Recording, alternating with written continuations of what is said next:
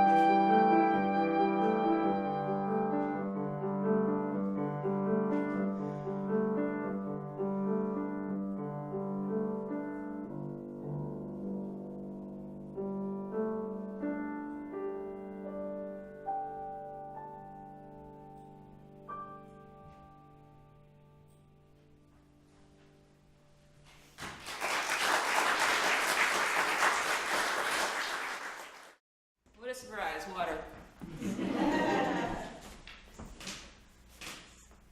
This is one of my favorite stories about one of the places in the park. Before I go to a park, I go and I buy the guide. Easy day hikes, I like that one. Under 5 miles, not too much elevation. So I buy the hiking book and I plan all my hikes. But when I'm there for a month, I get to talk to the people that live there and work there. And they said, oh, check out this path down by the river. It's where all the staff goes for their walks. So I thought, I'll walk down there, and I found, as you can see, that's the Upper Fork River, beautiful river, and there's a long path that goes along it, and it was actually the original road into the park. So they have a placard there showing a guy with an ox and a cart, and they're carrying their stuff in, and it's like from the late 1890s, you know, the travelers are coming. So, I don't know, I just got really moved by that image of people traveling on this same path I was over 100 years later, and discovering the beauty of this place. So, musically, what happened is I started off with a very plodding, kind of like, oh, this is such a heavy cart. The kids are whining, they want to get there, the mom's getting cranky, the dad's being stoic, and he's got the stuff falling off the cart. So it's just a long, really hard, tough journey. And then they go around the bend and they see this and they go, wow. And then the step picks up. So hopefully the music will pick up there. This is First Passageway.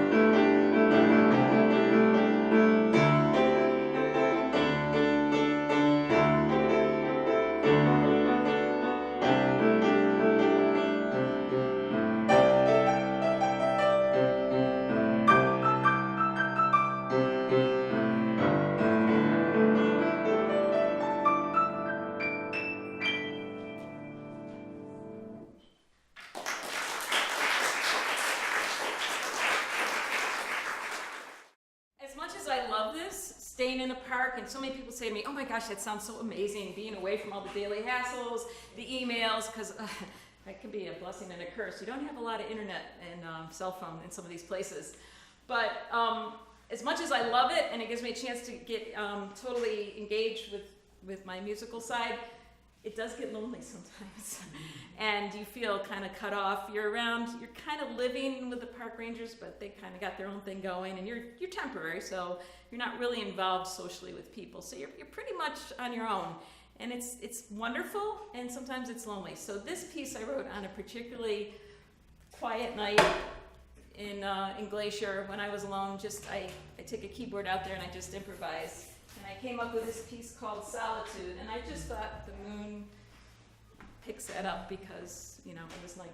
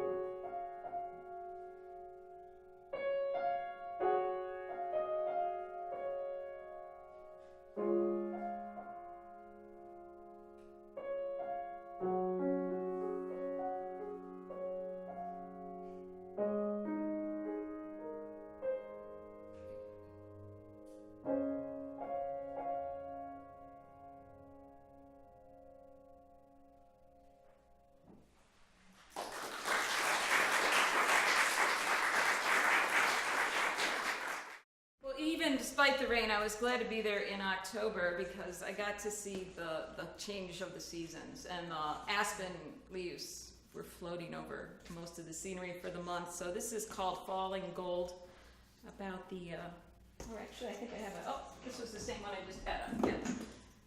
It's all the same idea, but you have the, just the beautiful leaves, yeah.